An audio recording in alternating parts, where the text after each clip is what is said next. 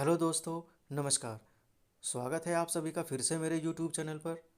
लेकिन दोस्तों, वीडियो शुरू करने से पहले आपसे रिक्वेस्ट है कि जिन लोगों ने मेरे चैनल को सब्सक्राइब नहीं किया है वो प्लीज़ सब्सक्राइब कर ले, और वीडियो अच्छी लगे तो लाइक, कमेंट और शेयर ज़रूर करेंगे। तो दोस्तों, आज मैं आपके लिए यूपीएससी और यूकेपीएससी के महत्वपूर्ण समसामयिक घटनाओं पर चर्चा करूँगा। तो सबसे पहले चलिए चलते हैं वंदे भारत मिशन और ऑपरेशन समुद्र सेतु। हाल ही में भारत सरकार ने कोविड-19 के मद्देनज़र लॉकडाउन जैसी स्थिति के कारण विदेश में फंसे रहे भारतीय नागरिकों को वापस लाने के लिए वंदे भारत मिशन और ऑपरेशन समुद्र सेतु प्रारंभ किया है।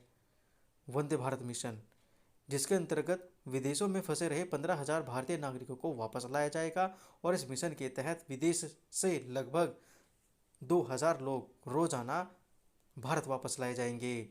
ऑपरेशन समुद्र सेतु, भारतीय नौसेना ने राष्ट्रीय प्रयास के एक भाग के रूप में विदेशों से भारतीय नागरिकों को वापस लाने के लिए ऑपरेशन समुद्र सेतु लॉन्च किया है। इस निकासी अभियान के प्रथम चरण में भारतीय नौसेना पोत, आईएनएस जलस्वा और आईएनएस मगर महत्वपूर्ण भूमिका निभाएंगे। इस ऑपरेशन के तहत 8 मई 2020 से शुरू हो रहा है, और इस पहली यात्रा से लगभग 1,000 लोगों को वापस लाने की योजना बनाई गई है। केंद्र सरकार द्वारा चलाई गई यह एक महत्वपूर्ण और सराहनीय योजना है। अगला टॉपिक है हेलीकॉप्टर मनी। हाल ही में कोविड-19 के कारण ही प्रभावित हो रही भारतीय अर्थव्यवस्था को सुचारू रूप से गति देने के लिए हेलीकॉप्टर मनी जैसी अवधारणा चर्चा के केंद्र बिंदु में है। दरअसल हेलीकॉप्टर मनी की अवधारणा अमेरिकी अर्थशास्त्री मिल्टन फ्रीडमैन द्वारा दी गई थी। इस नीति के तहत केंद्रीय बैंक सरकार के माध्यम से धन की पूर्ति को प्रत्यक्ष रूप से बढ़ावा देता है और मांग एवं पूर्ति को बढ़ाने के उद्देश्य से जनसंख्या में एक नई नकदी वितरित करता है। इसके तहत मौद्रिक नीति का एक उपकरण है, और जिसका उद्देश्य होता है किसी संघर्षरत अर्थव्यवस्था को फिर से गति देना। इसमें बड़ी धनराशि का मुद्रण किया जाता है और फिर उसे जनता में वितरित किया जाता है, जिससे अर्थव्यवस्था में मांग और आपूर्ति के माध्यम में एक संतुलन कायम किया जाता है। परिणाम स्वरूप अर्थव्यवस्था पुनः पटरी पर आ जाती है। तो यह मूल रूप से एक हेलीकॉप्टर द्वारा आसमान से पैसा गिराने को दर्शाता है, लेकिन मिल्टन फ्रीडमैन ने इस शब्द को इस्तेमाल किया एक संघर्षरत अर्थव्यवस्था को पुनः ट्रैक पर लाने के लिए। एक अप्रत्याशी रूप से धन की डंपिंग करने के लिए ऐसा किया जा रहा है, क्योंकि हाल ही में जैसे कि भारत की अर्थव्यवस्था लगातार गिरावट नज़र आ रहा है, इसी के परिप्रेक्ष्य में इस तरह की अवधारणा भी लगातार चर्चाओं में आ रही है। अगला टॉपिक है भरोसा हेल्पलाइन।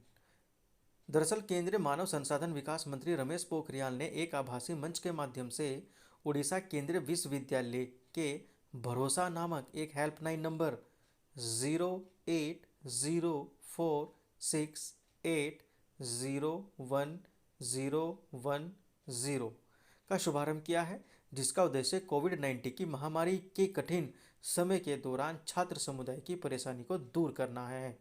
इस हेल्पलाइन का उद्देश्य उड़ीसा के सभी विश्वविद्यालयों के छात्रों को लॉकडाउन जैसी महामारी के दौरान मानसिक और मनोवैज्ञानिक सहायता प्रदान करना है, और उल्लेखनीय है कि मौजूदा दौर में छात्रों में मानसिक स्वास्थ्य के प्रति चिंता करना काफ़ी आवश्यक है। तो उड़ीसा केंद्रीय विश्वविद्यालय द्वारा शुरू की गई यह हेल्पलाइन इस दिशा में एक महत्वपूर्ण कदम उठा रही है। अगला टॉपिक है नर्स दिवस।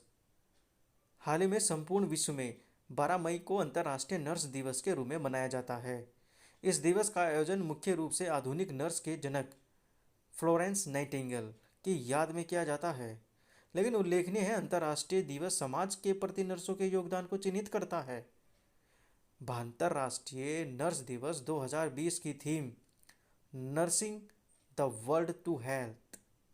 इस दिवस को सर्वप्रथम 1965 में international council of the nurse अर्थात ICN द्वारा मनाया गया था, किंतु जनवरी 1974 में यह दिवस मई अर्थात 12 मई को फ्लोरेंस नाइटिंगेल की सालगिरह पर मनाया जाने लगा। वे एक ब्रिटिश नागरिक थी और उन्हें युद्ध में घायल व बीमार सैनिकों की सेवा करने के लिए जाना जाता है। फ्लोरेंस नाइटिंगेल ने 1850 के दशक में क्रीमियन युद्ध, जिसे हम क्रीमिया युद्ध के नाम से भी जानते हैं, कि दूसरी नर्सों को प्रशिक्षण दिया और उनके प्रबंधन के रूप में भी कार्य किया। उन्हें लेडी विद द लैंप के नाम से भी जाना जाता था। नाइटिंगेल ने ही सांख्यिकी के माध्यम से यह सिद्ध किया कि जिस प्रकार स्वास्थ्य से किसी भी महामारी के प्रकार को कम किया जा सकता है, उसके प्रभाव को कम किया जा सकता है, तो संपूर्ण विश्व में जब कोरोना जैसे कोविड-19 जैसी महामारी का सामना कर रहा है, तो ऐसे में नर्सों की भूमिका और ज़्यादा महत्वपूर्ण हो जाती है। अगला टॉपिक है 29वां राष्ट्रीय प्रौद्योगिकी दिवस, नेशनल टेक्नोलॉजी डे। भारत ने 11 मई 2020 को अपना 29वां राष्ट्रीय प्रौद्योगिकी दिवस मनाया है और इस दिवस को पहली बार 11 मई 1999 को मनाया गया था, जिसका उद्देश्य भारतीय वैज्ञानिकों और इंजीनियरों की वैज्ञानिक एवं तकनीकी उपलब्धियों का स्मरण कराना है। दरअसल इस दिवस को शुरुआत कराने में पूर्व प्रधानमंत्री अटल बिहारी वाजपेयी की अहम भूमिका रही है और प्रत्येक वर्ष इस दिन को technology development board of India विज्ञान एवं प्रौद्योगिकी मंत्रालय के तहत एक सांविधिक निकाय है और भारत में वर्तमान में विज्ञान एवं प्रौद्योगिकी के क्षेत्र में योगदान देने के लिए व्यक्तियों को राष्ट्रीय पुरस्कार देकर सम्मानित करने के रूप में मनाया जाता है। इस वर्ष इसका मुख्य फोकस जो है विज्ञान एवं प्रौद्योगिकी के माध्यम से अर्थव्यवस्था को रिब्यूट करना है। बात अगर महत्व की करें तो यह वह दिन है जब भारत ने 11 मई 1998 को पोखरण में परमाणु बमों का सफलतापूर्वक परीक्षण किया था और भारत ने पोखरण 2, जिसे ऑपरेशन शक्ति भी कहा जाता है, नामक ऑपरेशन से शक्ति 1 परमाणु मिसाइल का सफलतापूर्वक परीक्षण किया था। यह मई 1974 में पोखरण 1 के अभियान स्माइलिंग बुद्धा के बाद दूसरा परीक्षण था। अगला टॉपिक है लॉयंस क्लब इंटरनेशनल। हाल ही में केंद्रीय स्वास्थ्य एवं परिवार कल्याण मंत्री, union minister of health and family welfare ने 29 मई 2020 को वीडियो कॉन्फ्रेंस के माध्यम से देश में मौजूदा लॉयंस क्लब इंटरनेशनल के सदस्यों को उनके साथ संवाद किया और संवाद में आभार व्यक्त किया है।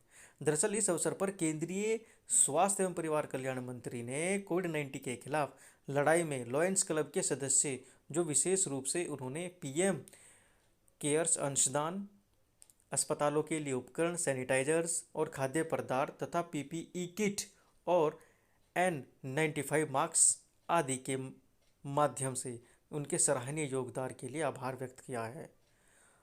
लॉयंस क्लब इंटरनेशनल दरअसल यह एक अंतर्राष्ट्रीय गैर सरकारी सेवा संगठन है जिसकी स्थापना 1917 में मेलविन जॉन्स ने किया था। यह संयुक्त राज्य, जिसका मुख्यालय संयुक्त राज्य अमेरिका के शिकागो शहर, इलिनॉइस प्रांत, ओक ब्रुक है और जिसका उद्देश्य है कि वैश्विक समुदाय के बीच समझ की भावना को पैदा करना और उसको बढ़ावा देना, और सबसे महत्वपूर्ण है कि अच्छी सरकार व अच्छे नागरिक के सिद्धांत को बढ़ावा देना। साथ ही साथ यह जनहित के सभी मुद्दों पर चर्चा करने के लिए एक मंच प्रदान करता है और हालांकि सभी क्लब के सदस्यों द्वारा पक्षपातपूर्ण राजनीति व सामुदायिक मुद्दों पर बहस नहीं की जाती। बात यही नहीं है, यह समुदाय के नागरिकों को सांस्कृतिक और सामाजिक तथा नैतिक कल्याण में सक्रियता रुचि लाने के लिए भी बढ़ावा देता है। बात अगर इसके आदर्श वाक्य की करें तो वी सर्व,